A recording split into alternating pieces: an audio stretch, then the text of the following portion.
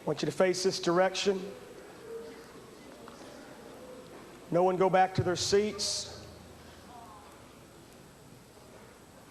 I want everyone to listen. I'm not going to preach the message, but I'm going to give you the word the Lord gave me early this morning. I want you to listen. I don't want anyone talking. I don't want anyone hollering out. I don't want anyone giving their opinions. This morning, as any other day, I was up early. I entered into my daily routine, awaiting the Lord's word for tonight. Over the last few days, there has been a restlessness in my spirit. I mentioned to Pastor that I feel very unsettled. I feel like the ground underneath me is shifting. I feel as if something is about to change. Now, the Lord knows I love change. I thrive on the unknown. I enjoy the uncertainties of life. I'm extremely uncomfortable when everything is cookie-cutter predictable. When the earth begins to shift, when I hear roots being pulled up out of the ground, when I feel the wind on my face blowing in a new direction, I like that. Over the last several days, something has been stirring. I can't stop moving around. There is something on the horizon, something big. I can't touch it yet. I can't gaze upon it with my eyes, but I can feel it. It's there and it's moving closer. My spirit man is speaking loud and clear. He has overridden my carnal nature and is raising his voice. The first time I heard my spirit man was 22 years ago. He told me when I got saved that I was a child of God. My spirit bore witness with God's spirit that I was God's child. Now the Spirit of the Lord is telling this child of God that something's up. The Lord would say to everyone in this place, live unsettled.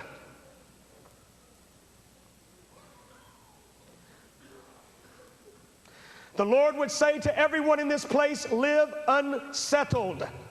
Don't sink too deep into the soil of this earth. Keep your head up and your feet moving. Stay alert. Be sober. This morning early, the Lord spoke clearly these two words, I'm coming. The day of my return is at hand. Loose yourself of any ties that bind. If you don't loose yourself, I'll help loose you. Prepare the way in your own heart and then help prepare the way in others. I want no obstacles. I will have no obstructions. I will return for a pilgrim people. He said to me, let the church know that the day is approaching. Warn them. Don't wine and dine them. Tell them clearly. Don't mix words. My word, my water is pure. Don't taint it. Make it clear. Let my people know it's about to happen. What is about to occur will change world history. Nothing will remain the same. Let the unbelievers, let the skeptics, let the religious ones know that what they fear the most is about to happen. I'm going to say that again. Nothing will remain the same. Let the unbelievers, let the skeptics, let the religious ones know that what they fear the most is about to happen. Every fear known to man will be swallowed by the terror of the day ahead. Fear will overcome fear. Dread will overcome dread. The violent will be overcome by the more violent. My final work is at hand. My spirit's wooing is about to cease. No one will grieve me anymore. No one will quench my spirit anymore. No one will resist me anymore. Their days are over. Let them know my warm season of grace and mercy will soon turn to a chilling winter of judgment and wrath. The warm days of my wooing will be exchanged for the fiery days of my vengeance. My pleading for the souls of man, the passionate cry of the faithful harvesters, the unselfish service of my holy servants, all their labor, all the charity, all the pain, all the suffering, it will be over. I have heard, says the Lord, the groans of nature. I have heard the midnight cries. My church has been begging my return. My bride has been longing to be with me. The plan of the ages has almost reached fruition.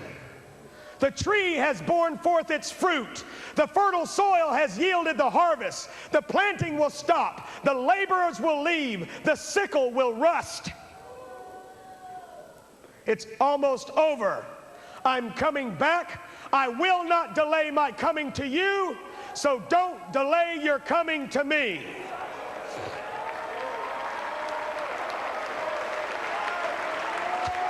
Jesus, we hear you. We hear you.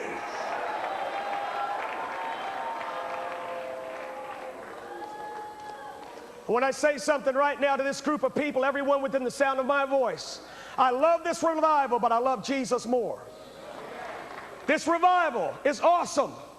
It's at the beginning stages, we all believe. It's at the very infancy. It's at the very beginning. If you knew what we knew about the rumblings out there, there's a rumbling. There's a rumbling across the world right now. We get the calls, we get the emails, we get the faxes of what's happening out there. It's at the infancy stage. It's at the very beginning. And you may marvel, but what, 2 years, 3 years? That's incredible, friend. In God's sight, He is beginning something right now that's going to culminate in His second coming. He's beginning something right now. He's getting His bride ready. And take a look at the church across the world. We're not anywhere close to being ready. This has got to sweep all over. It's got to sweep from coast to coast. It's got to sweep to Finland and Germany and Japan and Australia and Russia. It's got to go into South Africa, South America, into Central America. It's got to touch every continent in this world. But let me tell you something, friend. That's wonderful. I love this revival, but I love Jesus more. And what He's saying to me and what He's saying to you. This could go on and on. We all know that. But you need to live as if He's coming back tonight. Because I have not gotten a word from the Lord that this thing's going on and on. I've gotten a word from the Lord that He's coming back soon. Now, He's not coming back for a weak church. He's not coming back for a helpless church. He's not coming back for a stained, spotted, wretched church. He's not coming back for a church in adultery. He's coming back for a church that's anticipating. They're anticipating His return. A bride that's looking up to heaven saying, Jesus, Maranatha, Maranatha, come back, come back, come quickly, Lord, come quickly, Lord. And the word tonight is make sure you ain't putting in roots. Bible school students, I'm tired of hearing about the future. I want to know about the now. What's going on now? You don't have tomorrow. What's going on now? Make sure nothing underneath you is growing roots. Make sure you're a pilgrim people. You're mobile. You're moving. You're saying, Jesus, come down in power. Move mightily. What would happen if one night He came down and flooded the whole city here and we had to send everyone out just to deal with the apartment buildings and the malls and the restaurants because people were weeping and wailing everywhere? What a change. That's different, isn't it? I like that. That's a change. That's the unsettling. That's the ground underneath us shaking. If God can't do that with us, He'll move to a different group. He'll find somebody that'll move with His Spirit. Be careful. Those of you that have come forward, that tonight you've shaken off the garbage. I've felt it tonight. It's dripped off of you. You're leaving it. Don't pick it back up. when you get outside these doors and you get in your car and you head towards wherever you're going, or you get on a jetliner and heading back to whatever country you're from, don't take no garbage with you. And when you get back, don't let the filth of the world get on you. And don't say, well, that was just an experience I had at Brownsville on that Saturday night. No, friend. It's called a move of God in your life. And everyone in this place, everyone in the chapel, I know there's a mighty move of God in the chapel tonight. We'll be held responsible for what's taking place tonight. See, this was not contrived. This morning when I was reading the scriptures on his second coming, I was violently thrown, just shaken violently. That never happens to me, man. And the Lord was saying, don't move away from this. Stay right where you're at. This is where I want you. I'm nailing this, Steve. Get the church ready. Get them ready. Mike reminded me just a minute ago. You got the stats on this? Is today the 31st? What's today? Today's the 31st. 1 year ago, today, 1 year ago, there was a move of God exactly like what took place tonight. 1 year ago to the night. What was it called? There's a video out called Lord Have Mercy Too. Think about that, friend. 1 year ago, exactly to the day, the Spirit of God swept through the congregation just like tonight. Not one day before or one day after. 1 year ago to the day, the Spirit of God moved just like he just did. See, that's exactly what it is, Pastor. It's a sign. It's a sign of his presence. It's a sign of his favor. It's a sign of his favor. It's an exclamation mark on what's going on in this place. His presence is all that matters to us. And tonight he said, I think I'll just come down.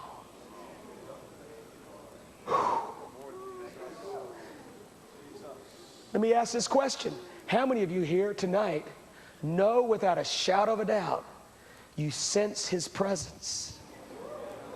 See, friend? He's just here. He's just here. As I was worshiping, I left this place in the Spirit, friend.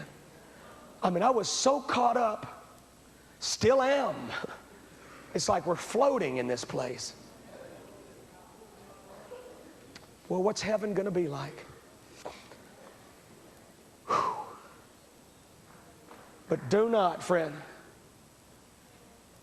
do not get settled.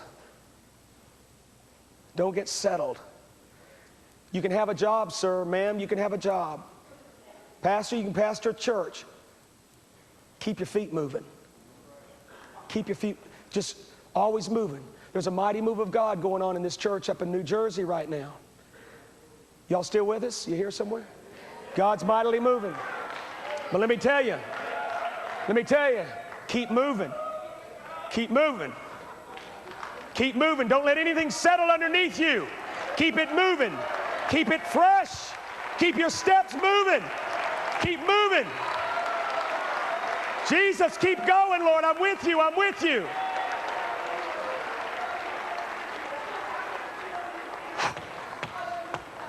The moment you get into a predictability phase, the moment you get to the place where you've got it all figured out, this is what's going to happen, this is what's going to happen. We sit on this platform and you want to know what we say? We say, something's about to happen. That's what we say. He never wants to take it. I never want to take it. Lyndall never wants to take it. You want to know why? It's scary. It's scary. Because we don't know what's going on. Mike doesn't like to take it. He felt this tonight. He felt it. I told him, there's something happening this morning, God. I got a word from the Lord. It's scary, friend. Revival breaks out in your church, friend. It needs to stay that way. Just constantly that way. God, I've got a message, but hey, if you want to change it, it's fine. I think you spoke it to me this morning, Lord, but hey, I'll change. It's okay, Jesus. It's okay, Jesus. Whatever you want to do.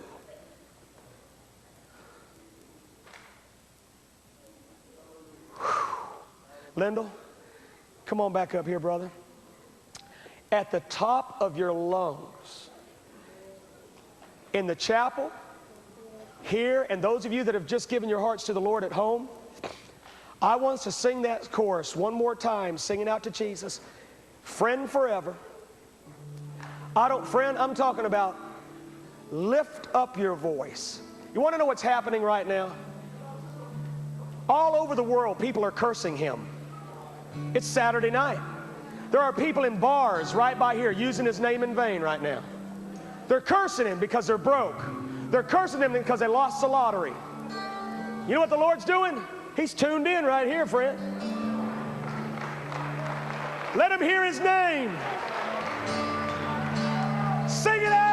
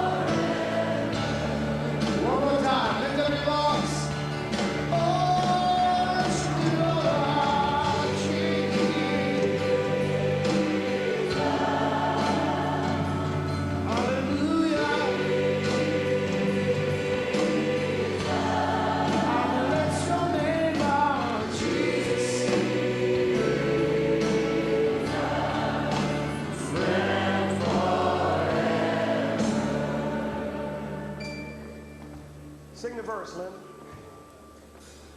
What a friend I found. Stay right where you're at, friend. Enjoy this. Closer than a brother. I have felt your touch, more intimate than lovers. Jesus,